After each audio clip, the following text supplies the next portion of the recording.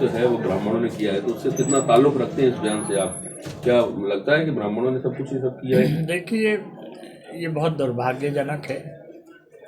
जातिगत बयानों से जिम्मेदार पद पर बैठे हुए व्यक्तियों को बचना चाहिए। जहाँ तक ब्राह्मण का प्रश्न है, मैं ऐसा मान के चलता हूँ कि ब्राह्मण एक जाति बोधक शब्द नहीं है, बल्कि ब्राह्मण एक आचरण संहिता है जो लोगों को संस्कार बताते हैं, जो लोगों के कल्याण की बात करते हैं। आप किसी ब्राह्मण को शुभ या अशुभ किसी भी कार्य में जब बुलाते हैं तो वो ये नहीं देखता कि किस जाति के व्यक्ति ने बुलाया, वो सबकी मंगल कामना करते हैं।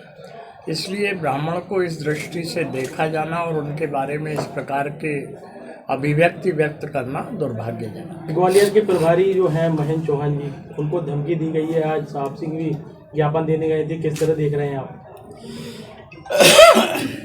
इसकी जांच होना चाहिए और हमारे प्रभारी को धमकी दिया जाने कि हम जितनी निंदा करें वो कम है। सर, अब सीएम फेस को लेकर जिस तरह से बयानबाजी हो रही है, अरुण यादव कुछ कहते हैं, अजय सिंह राहुल भैया कुछ कहते हैं, क्या बिल्कुल फाइनल नहीं है कि कमलनाथ ही फेस हैं या फिर बाद में तय होगा? देखिए, इस विषय में कमलनाथ जी का ही वक्तव्य आ गया है। उन्होंने अपना मंतव्य बहुत स्पष्ट रूप से जाहिर कर दिया है, तो मैं सोचता हूँ कि अब तो इसका पटाक्षेप होना चाहिए। अब तो इस पर चर्चा करने की कोई आगे ज़रूरत ही नहीं है। जहाँ तक कमलनाथ जी का प्रश्न है, कमलनाथ जी हमारे प्रदेश के अनुभवी राजनेता है और हमारे सर्वमान्य नेता है और हमारे लिए सम्मानित है। सिंधिया जी के कांग्रेस छोड़कर बीजेपी में जाने से अंचल में कांग्रेस मजबूत हुई है या फिर कमजोर हुई है, क्या मानते हैं आप? देखिए, इस विषय में तो कई बार बातचीत हो चुकी है और मैं ऐसा मान के चलता हूँ कि ये जो अगला चुनाव होगा उस समय इस बात का हम आंकलन करें तो वो ज़्यादा बेहतर होगा। भाई साहब, एक सवाल ये है आपसे कि कल राहुल गांधी जी ने सदन में भारत जोड़ो यात्रा की तमाम चीज़ों के बारे में चर्चा करी और उसको लेके आज प्रधानमंत्री जी ने कहा था कि भारत जोड़ो यात्रा से क्या हासिल हुआ है।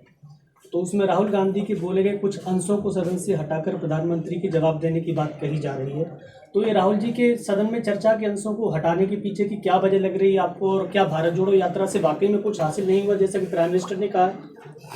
देखिए, भारत जोड़ो यात्रा किसी पार्टी विशेष की यात्रा नहीं थी। हमसे जुड़े रहने के लिए हमारे YouTube चैनल को सब्सक्राइब करें और नई वीडियो की नोटिफिकेशन के लिए बेल आइकॉन को दबाएं। अगर आप ये वीडियो Facebook पर देख रहे हैं तो लाइक जरूर करें और ज्यादा से ज्यादा शेयर करें। धन्यवाद।